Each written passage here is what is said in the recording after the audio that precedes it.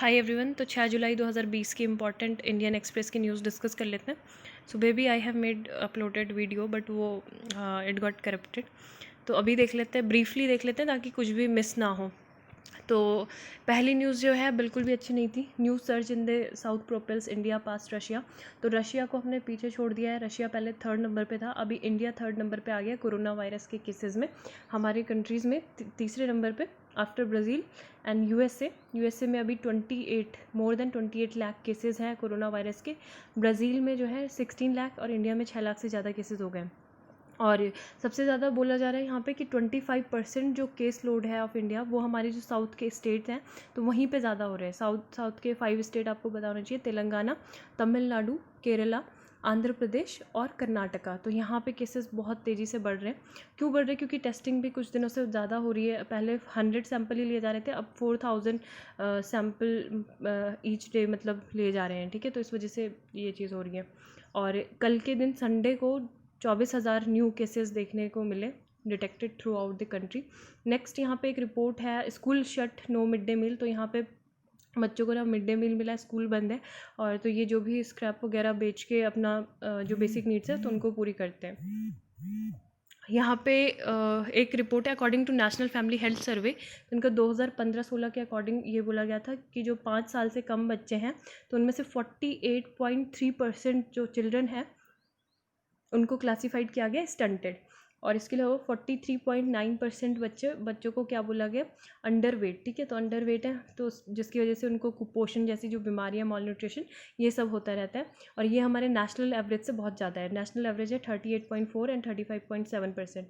Next जो है अभी दिल्ली में आपको पता है जो गलवान वैली है तो वहाँ पे जो चाइनीज़ इंट्रूजन हुआ है तो उसको लेके मतलब काफ़ी बातचीत चल रही थी 14 कॉर्प कमांडर की, जो हमारे जनरल हरिंदर सिंह हैं उनके बीच में, और सेम जो चाइनीज़ रैंक के हैं मतलब इक्विवेलेंट रैंक के उनके बीच में। तो अभी ये बोला गया उससे ज़्यादा जो एक इम्पॉर्टेंट लेवल पे जो मीटिंग होती है उसको क्या बोला जाता है, SRM लेवल। ठीक है, यानी कि स्पेशल रिप्रेजेंटेटिव मैकेनिज़्म इसे बोला जाता है। तो स्पेशल रिप्रेजेंटेटिव मैकेनिज़्म में अगर हम चाइना की बात करें तो चाइना में एक पोस्ट होती है स्टेट काउंसलर की। ठीक है, स्टेट काउंसलर की, तो यही इनका क्या होता है, स्पेशल रिप्रेजेंटेटिव होता है। अब जैसे हमारे यहाँ पे क्या है, NSA, स्टेट काउंसलर की जगह हमारे यहाँ नेशनल सिक्योरिटी एडवाइज़र, जो हमारे कौन है, अजीत डोभाल। तो हमारे यहाँ पे यही कौन है, स्पेशल रिप्रेजेंटेटिव है।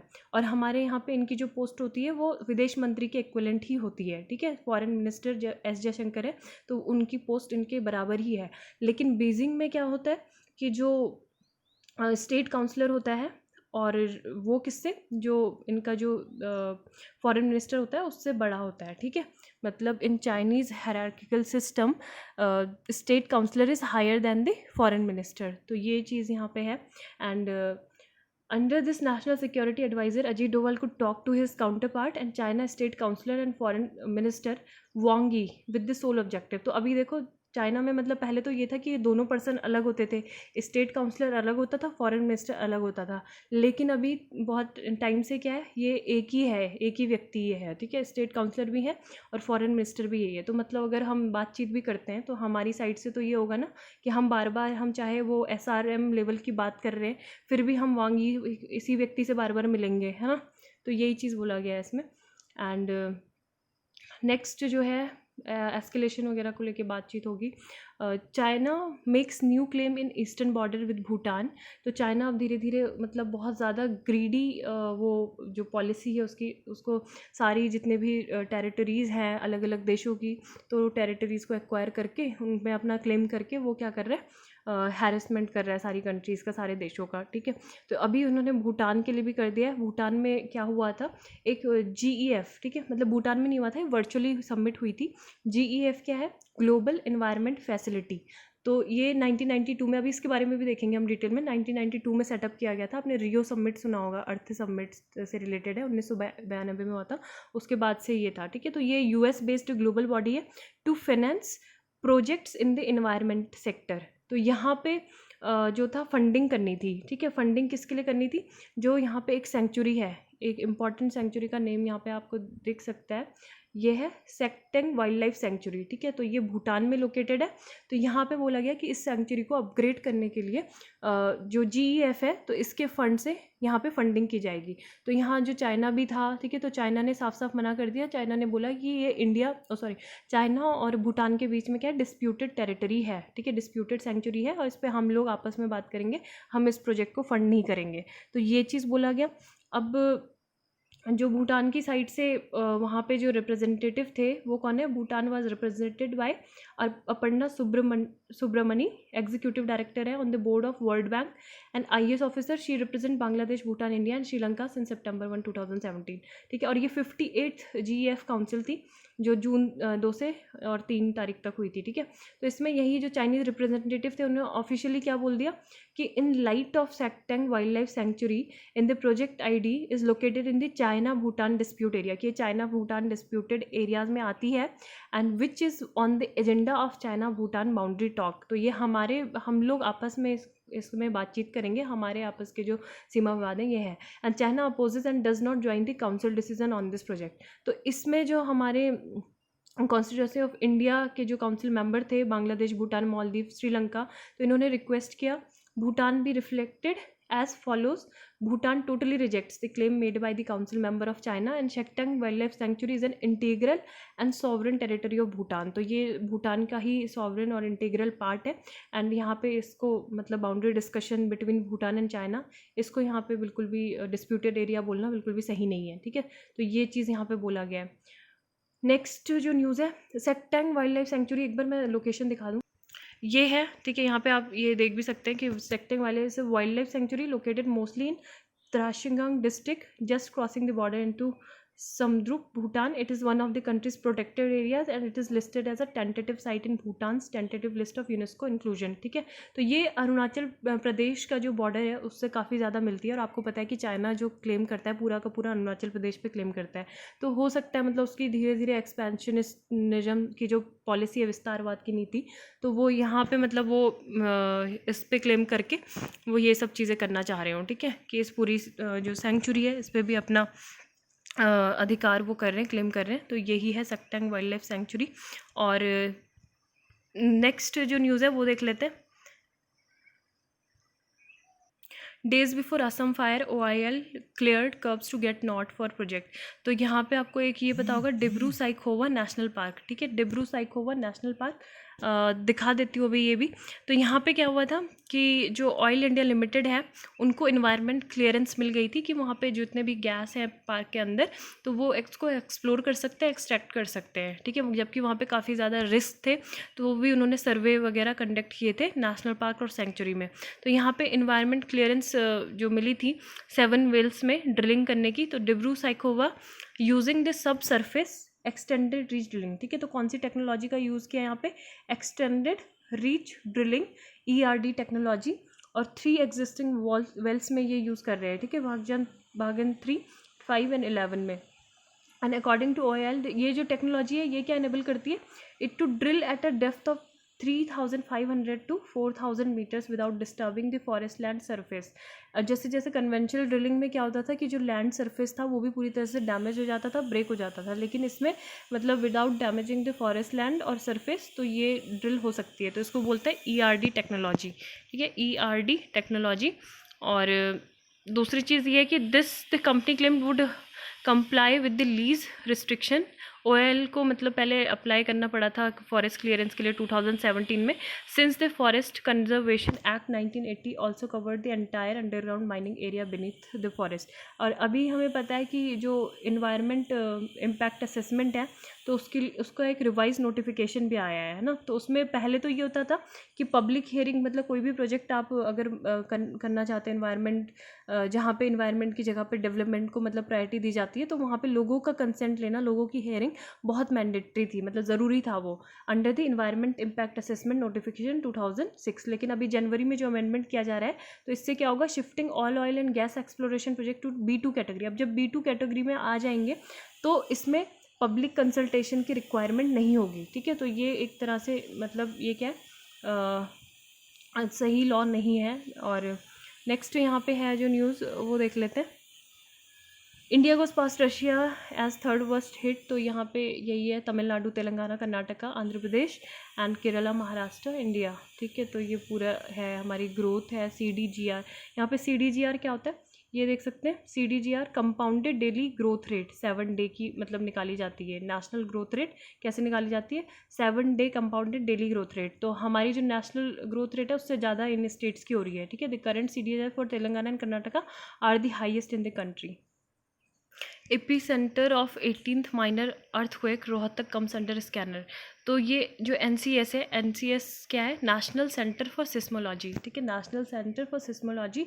तो यहाँ पे इन्होंने जो रोहतक है हरियाणा का, तो वहाँ पे मॉनिटरिंग इंक्रीज़ कर दी है, क्योंकि यहाँ पे जो 29 माइनर जो अर्थक्वेक आए थे उनमें से 18 का जो एपीसेंटर था वो यही था। ठीक है, तो इस वजह से ये क्या है, अब जो NCS है उसके बारे में देखना ज़रूरी है। और यहाँ पे a mock drill for earthquake preparedness in Delhi held by the national and Delhi disaster management authority. तो यहाँ पे आपको पता होना चाहिए कि मतलब जब भी हम डिज़ास्टर मैनेजमेंट की बात करते हैं अपनी कंट्री में, तो हम 3 टियर सिस्टम पे चलते हैं। ठीक है, 3 टियर सिस्टम पे क्या होता है? एक तो सबसे पहले नेशनल लेवल पे होता है, that is known as NDMA, national disaster management authority, जिसको कौन हेड करता है? Prime minister. दूसरा जो होता है आपका स्टेट लेवल पे होता है। ठीक है, वो कौन होता है? SDMA, state disaster management authority, जिसको हेड करते हैं CM, chief minister. Then third होता है आपका डिस्ट्रिक्ट लेवल पे DDMA जिसे बोलते हैं, यानी कि डिस्ट्रिक्ट डिज़ास्टर मैनेजमेंट अथॉरिटी, जिसको डिस्ट्रिक्ट मैजिस्ट्रेट DM हेड करते हैं। और एक होता है आपका दिल्ली डिज़ास्टर मैनेजमेंट अथॉरिटीज़, जिसको कौन हेड करता है? इसको ये याद रखना है कि इसको CM हेड नहीं करते, इसको कौन करता है? Lieutenant general. ठीक है, तो लेफ्टिनेंट जनरल करते हैं, क्योंकि यहाँ पे ये UT जो है यूनियन टेरिटरी में आता है ना दिल्ली, तो इस वजह से इसको ये हेड करते हैं। ठीक है, तो ये होता है। NCS के बारे में देख लेते हैं क्या होता है ये एग्जैक्टली। तो NCS जो है सेंटर फॉर सिस्मोलॉजी, इन्होंने 29 इंडियन सिटीज़ को एंड टाउन्स को इंक्लूडिंग दिल्ली और 9 स्टेट्स की कैपिटल को बोला है कि which fall under severe and very severe seismic zones. ठीक है, अब जो जोनिंग होती है वो कैसे होती है? जो BIS है, BIS क्या है? ब्यूरो ऑफ इंडियन स्टैंडर्ड्स, इन्होंने क्लासीफाइड किया है डिफरेंट रीजन को इन the country into zone 2 to 5 and taking into consideration earthquake records, tectonic activities और डैमेज कॉज, ये सब इसमें बताते हैं। ठीक है, अब जो NCS है वो रिकॉर्ड करता है कि अर्थक्वेक जो है कहाँ कहाँ पे मतलब आए हैं, कौन कौन से micro zonation of cities comes under the, ये कौन से डिपार्टमेंट के अंतर्गत आता है? IMD। ठीक है, इंडियन मेट्रोलॉजिकल डिपार्टमेंट के अंतर्गत आता है।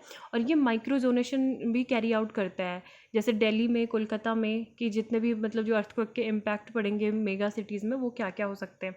फिर सिस्मिक माइक्रोजोनेशन क्या होता है? Is a process for subdividing a region into smaller areas. ठीक है, जैसे दिल्ली है, इसको सब डिवाइड कर दिया, बहुत छोटे छोटे रीजन में डिवाइड कर दिया, कि जो भी मतलब having potential for hazardous earthquake effects. अब जोन 2 जो है उसको लीस्ट सिस्मिकली एक्टिव बोला जाता है। ठीक है, considered as least seismic activity, यहाँ पे कम चांसेस होते हैं भूकंप आने के। और while zone 5 is the most active. अब देखो जोन 5 में क्या होता है, इसको सीवियर और वेरी सीवियर की कैटेगरी में रखा जाता है। ठीक है, हमारा जो उत्तराखंड है वो भी वेरी सीवियर की कैटेगरी में ही आता है। तो इसमें एंटायर नॉर्थ ईस्टर्न रीजन आता है, parts of Jammu Kashmir, Himachal, Uttarakhand, the run of Kutch in Gujarat and parts of Bihar, Andaman and Nicobar archipelago. तो ये बहुत ज़्यादा इंपॉर्टेंट है। और बाकी के parts of Jammu and Kashmir, Delhi, Sikkim, northern, तो ये सारे किस में आते हैं? जोन 4 में भी ऐसे है। तो ये है। ठीक है, नेक्स्ट देख लेते हैं।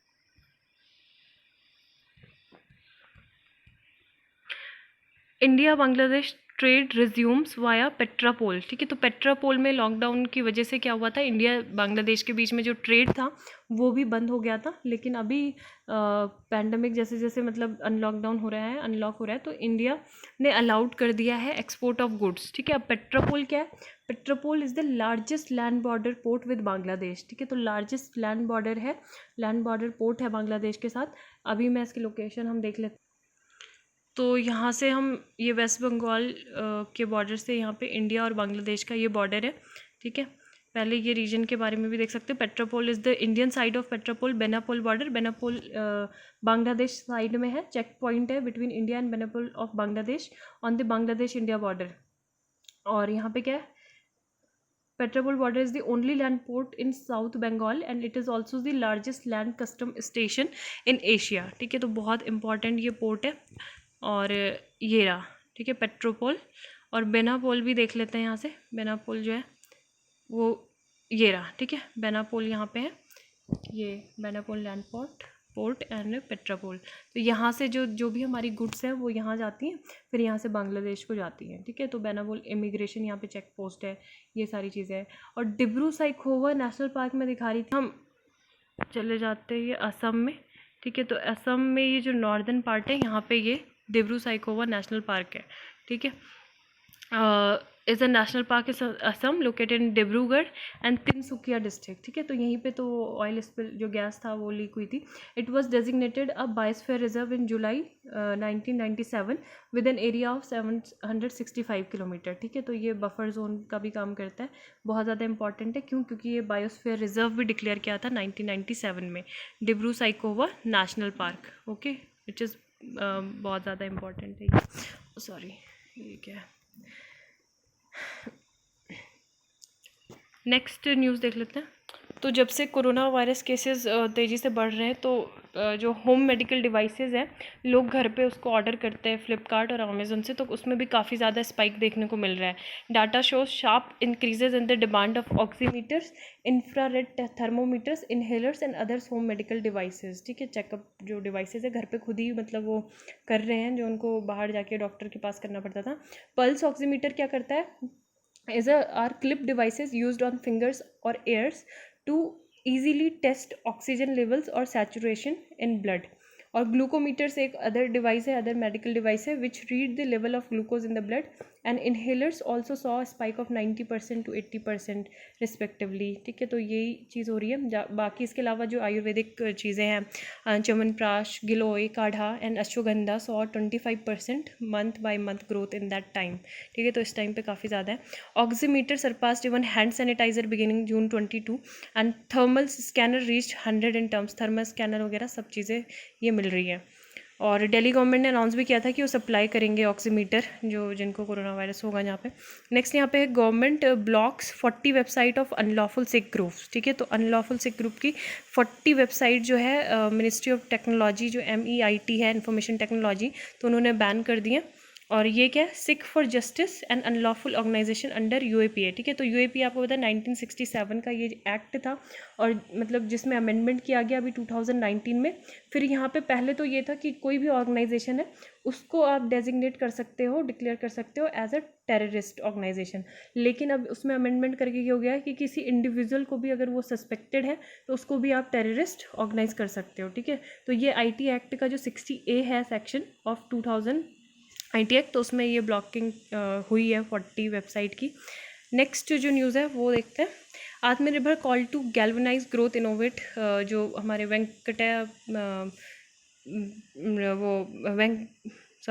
वेंकैया नायडू हैं वाइस प्रेसिडेंट, वर्चुअल रिलीज़ में इन्होंने ये बोला कि इंडिजिनस ऐप एलिमेंट्स, ठीक है। तो एलिमेंट्स के बारे में बोला है। अब ये एलिमेंट्स क्या है?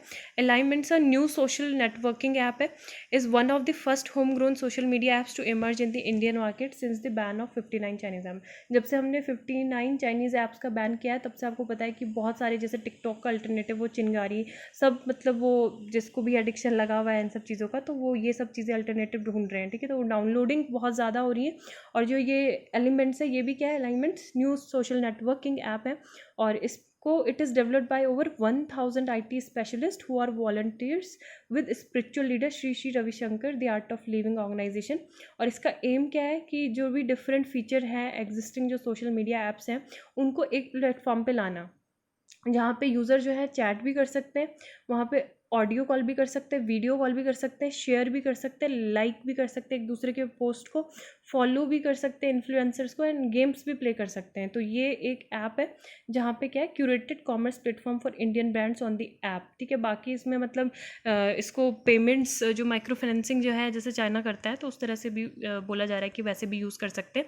And technology is itself is not good और bad, but we should use it judiciously, and humanism and humanity should be an essential part of technology to enable better communication and pave the way of compassionate society and better world। तो ये काफ़ी अच्छा ये इनकी statement रहती है, इसीलिए मैंने पूरी स्टेटमेंट पढ़ी। यहाँ पे जो एडिटोरियल थे कुछ खास एडिटोरियल नहीं थे, ये द सेम श्रिंकिंग में जो है हिंदू नेशनलिज्म और वाइट सुप्रीमिज्म की बात की गई है कि ये क्या कर रही है, threaten to morally impoverish the two democracies. तो यहाँ पे ये बोला गया जो ब्लैक लाइव्स मैटर जो मूवमेंट चल रहा है तो वहाँ पे यूएस में, तो यहाँ भी मतलब जो इंडियन मुस्लिम्स हैं तो वो क्या मतलब सिमिलर है या डिफरेंट है, तो यही चीज़ बोला गया। Blacks of course are not religiously distinct from whites, they are predominantly Christian. In contrast Indian Muslim are racially similar to the Hindus but religiously different. तो हमारे यहाँ अलग है लेकिन जो है माइनॉरिटी के साथ भेदभाव होता है, यही चीज़ें यहाँ पे बोली गई हैं। When a majority of Hindus और वाइट्स वोट कम्युनली और racially the threat to minorities can become quite real. ठीक है, तो तब रियल हो जाता है जो थ्रेट होता है, जब यहाँ पे एक्सप्लॉइटेशन होना शुरू होता है। और एक चीज़ यहाँ पे ये बोली गई है, जो डिफरेंस है, greatest difference between the US blacks and Indian Muslim, वही था कि जो यूएस में जो ब्लैक्स थे वो क्या थे, स्टार्टिंग में उनको ख़रीदा गया था यूएस में एज अ स्लेव्स। ठीक है, गुलामी करते थे स्टार्टिंग 1690, उनको ऐसे ख़रीदा बेचा जाता था एज कॉमोडिटीज़ की तरह पे, उनके कोई राइट्स नहीं थे। फैमिलीज ऑफन स्प्लिट और वायलेंस होता था frequently. They bore the pain of slavery till 1864 तक वहाँ पे वो सहते रहे। लेकिन इंडिया में ऐसा नहीं था। इंडिया में आपको पता है कि बाद में मतलब उनको यहाँ पे यही बोला गया है, after equality voting rights turned in mid 1960, फिर बाद में फिर पुलिस वायलेंस अब इमर्ज हुआ है। ठीक है, as a method of social control, जैसे जो जॉर्ज फ्लॉइड्स की जो अभी मारा उनको है ना 9 मिनट में ही। एंड दो the parallel is not exact, जो हमारे इंडिया की अगर हम बात करें तो इंडिया में स्लेवरी नहीं थी, लेकिन यहाँ पे बोला जा रहा है that is why some social scientist have sought to compare blacks and Dalits, Muslim were neither the force into slavery. मतलब हमने यहाँ मुस्लिम्स के साथ स्लेवरी कोई दास्ता दिखाई, अनटचेबिलिटी की भी नहीं थी। 11th और 18th सेंचुरी में much of India was rule by Muslim princess, तो मुस्लिम का ही रूल था 18 से 19 सेंचुरीज़ में। और यहाँ पे ये भी देख सकते हैं कि एक जो MS गोलवाकर है, इनका फॉर्मुलेशन था 1200 साल की गुलामी, 1200 साल मतलब 1200 years of servitude, 10 colonisation starting before the British conquest. तो पहले से ही मतलब वो राज कर रहे थे यहाँ पे। और कुछ एग्जांपल यहाँ अन्य दिए गए हैं कि Muslim have always been disloyal to Indian nation, लेकिन जो वहाँ के जो वाइट हैं वो क्या करते हैं, पार्टिसिपेट करते हैं। Black are not disloyal to US which of course viewed as white nations. तो यही सारी चीज़ें बस इसमें दोहराई गई हैं। और बस ये बोला गया कि जो माइनॉरिटी हैं they deserves empathy and justify hater and repression, it is a moral diminished. और जो ब्लैक हैं, black India's Muslims are mostly poor and deprive. ठीक है, जैसे वहाँ पे ब्लैक मतलब US में है, तो यहाँ पे भी वो माइनॉरिटी में है। 20th सेंचुरी में डेमोक्रेसी में अगर जो भी मतलब प्रॉपर उनको सेफगार्ड प्रोवाइड नहीं किए जाते तो वो हार्मफुल होगा उनके लिए, तो यही चीज़ बोली गई है। एंड मेक हिस्ट स्लोली, तो यहाँ पे अभी कोविड वैक्सीन के बारे में जो ICMR के कुछ जो साइंटिस्ट थे उन्होंने बोला था 15 अगस्त को लॉन्च हो जाएगी। तो यही बोला गया कि उनको मतलब सोच समझ के बोलना चाहिए। ICMR must not do anything that undermines public trust. ठीक है, तो पब्लिक ट्रस्ट क्योंकि बहुत ज़्यादा इससे बढ़ जाता है, सब लोग वेट करते रहेंगे और आप ट्रायल अगर प्रॉपर नहीं कर पाए, क्योंकि ट्रायल की जो प्रोसेस होती है वो काफ़ी ज़्यादा लेंथी प्रोसेस होती है। तो यहाँ पे लेकिन जो क्लैरिफिकेशन दिया गया था कि हम रेड टेपिज्म को कट करने के लिए ये ले रहे हैं कि अननेसेसरी डिले ना हो, इस वजह से हम ऐसा डिक्लेयर कर रहे हैं। ठीक है, बाकी जो कोवैक्सीन है उसके फेज़ 1 क्लिनिकल ट्रायल जो WHO की गाइडलाइंस है, तो उसमें यही होगा कि that will involve testing the vaccine smaller numbers of healthy adults में की जाएगी, और दूसरे नंबर पे जो लार्जर नंबर ऑफ पार्टिसिपेंट है उस पर की जाएगी, और थर्ड नंबर पे क्या किया जाएगा, फेज़ 3 का जो ट्रायल होगा वो 20,000 से 30,000 लोगों पे मतलब उसका ट्रायल किया जाएगा। ठीक है, तो यही चीज़ें बोली गई हैं कि सबसे पहले तो अगर ट्रायल होगा तो हमें देखना है कि कैंडिडेट वैक्सीन के मतलब कोई भी साइड इफ़ेक्ट्स इसके ना हो, और तभी इसका यूज़ होना है। तो ये काफ़ी ज़्यादा मतलब एक चैलेंजिंग टास्क है, इसको इतने हल्के में से नहीं मतलब पेश करना चाहिए। नेक्स्ट जो यहाँ पे था एजुकेशन से रिलेटेड काफ़ी सारे यहाँ पे जो जितने भी मतलब अभी तक इनिशिएटिव लिए गए हैं सरकार के द्वारा, वो उसके बारे में। Learning in the pandemic, Covid crisis has show case the resilience and innovation of the education system. सबसे पहले यहाँ पे बात की गई है जो स्कीम है स्कूल एजुकेशन को मॉडिफाई करने के लिए, model residential school 400 new Eklavya model residential schools बनेंगे।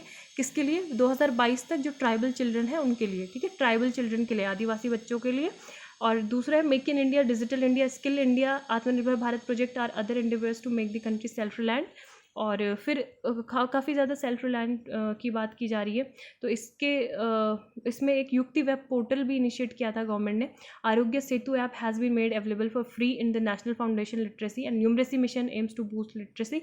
दूसरी चीज़ ये है national curriculum and pedagogical framework and the Bharat Padhe online campaign. ठीक है, तो ये कुछ सारे नाम है कि पॉइंट्स यहाँ पे सारे एक आर्टिकल में दिए हुए हैं, तो you should must read this article.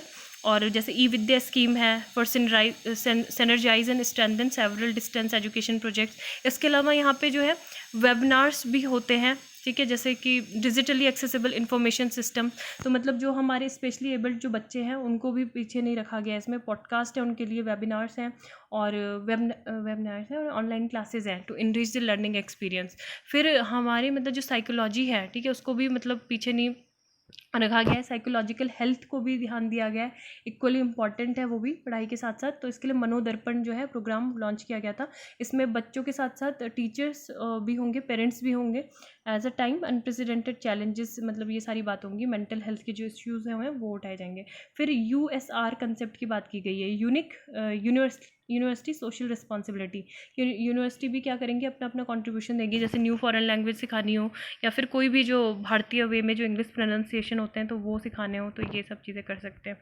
Next यहाँ पे है न्यूज़, ये कवास्की सिम्टम्स क्या होता है, कोविड कवास्की सिम्टम, क्योंकि आपने देखा होगा बहुत सारे जो बच्चे हैं वो क्या उनके कवास्की सिम्टम्स भी पाए गए और वो उससे मर रहे हैं। ठीक है, तो यहाँ पे जब यूरोप में भी काफ़ी ज़्यादा केसेस इस तरह से डिटेक्ट होने लगे थे, तो WHO ने term this new illness multi system inflammatory disorder. ठीक है, अब कवास्की डिजीज़ है क्या, ये सिम्टम्स इसके क्या होते हैं, रेड आइज हो जाती है, रैशेज हो जाते हैं, swollen tongue with reddened lips and often termed strawberry tongue and an inflamed blood vessel system all over the body. There is constant high fever होता है एटलीस्ट 5 days, और 5 साल से जो कम उम्र के बच्चे होते हैं उनको ज़्यादा ये इफेक्ट करता है। Disease also affects coronary function in the heart and the disease derives its name from a Japanese paediatrician Tomisaku Kawasaki. ठीक है, तो इनका नाम था ये।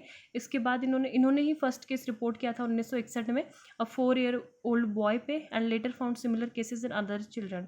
The doctor 95 died on June 5 this year in Tokyo. ठीक है, तो ये कवास्की डिजीज़ यही बोला गया इज़ नॉट येट नोन कि कैसे ये फैलता है। And children with COVID-19 are mostly asymptomatic और develop mild symptoms. It has been a rare cases that children with COVID-19 have shown symptoms. तो यही चीज़ लिखी हुई है।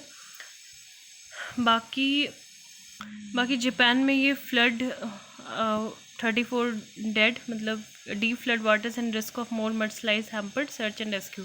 तो ये सारे डिज़ास्टर मतलब पूरी कंट्री पूरे वर्ल्ड में आजकल देखने को मिल रहे हैं। कहीं पे फॉरेस्ट फायर है, कहीं पे COVID-19 मतलब ये जो पैंडेमिक है इसकी वजह से इकोनॉमिक स्लो डाउन चल रहा है, फिर जो लोकस्ट अटैक हुआ है और अर्थक्वेक आ रहे हैं। ठीक है, तो ये सारी चीज़ें हो रही हैं एक साथ ही, तो यही है। तो आज के लिए बस इतना ही। उम्मीद है आपको लेक्चर पसंद आया। प्लीज़ लाइक करें, शेयर करें, सब्सक्राइब करें। Thank you, have a nice day.